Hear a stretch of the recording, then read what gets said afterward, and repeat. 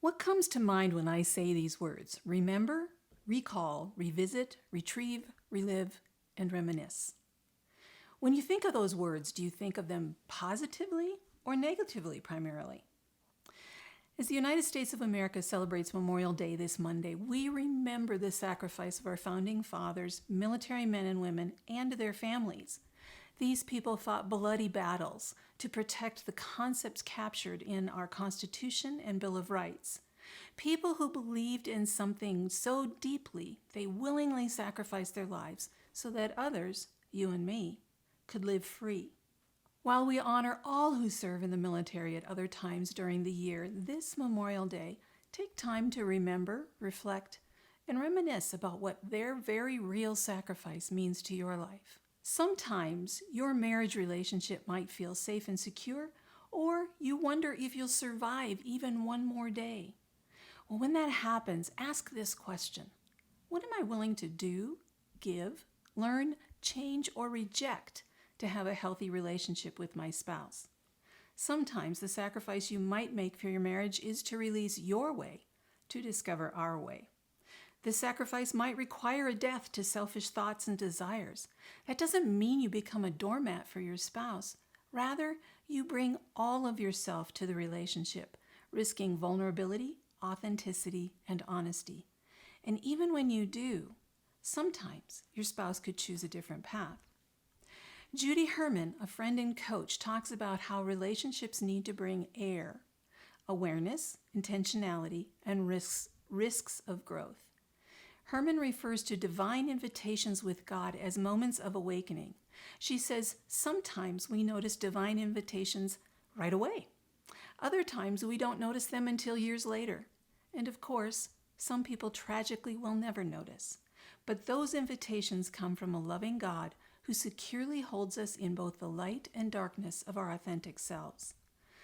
Like the thousands of men and women who sacrificed their lives so we in the United States could continue to live with our founding freedoms, a strong marriage often requires both partners to die to their selfish ways so they can learn a new, healthy dance.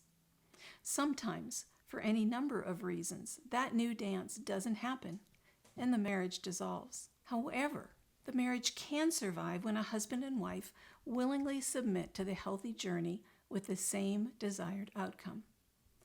The battlefields in marriage challenge both husband and wife to stay true to their deeply held convictions. Days, months, and sometimes years of working through messy relational issues ensue. Dave Willis from davewillis.org says, "Remember that a perfect marriage is just two imperfect people who refuse to give up on each other." In the Bible, Jeremiah, sometimes referred to as the weeping prophet, wrote these words in Lamentations chapter 3, and he wrote them after pouring out his heart to God about this terrible destruction of his country and people. "Yet this I call to mind, and therefore I have hope. Because of the Lord's great love, we are not consumed, for his compassions never fail. They are new every morning. Great is your faithfulness. I say to myself, the Lord is my portion, therefore I will wait for him. The Lord is good to those whose hope is in him, to the one who seeks him. It is good to wait quietly for the salvation of the Lord." Well, in the middle of his pain and confusion, and yes, even some anger with God, Jeremiah remembered, recalled, and retrieved what he knew to be true about his God.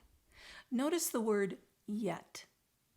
Yet this I call to mind, which indicates a change in tone from his previous writing in the book of Lamentations and much of the book of Jeremiah. Well, like Jeremiah, the husband and wife might need to find their yet so they can call to mind God's help and goodness in the past and find hope that God will restore a healthy marriage relationship. Not because they have all the answers, but because they believe in the God who does. If you find yourself wondering how to restore your marriage, remember, recall, revisit, retrieve, relive, and reminisce to find the way forward. Here's a suggestion. Grab your journal and write your answers to the following reminders. 1. Remember what attracted you to each other. Go ahead and elaborate on that. Number 2. Recall why you desired to spend time together. What was it that attracted you to your spouse? Number 3. Revisit the wounds you caused each other. Yes, we hurt each other. Number 4, Retrieve what you believe to be true about your relationship. Number 5, relive those things you haven't resolved with the commitment to healing the wounds.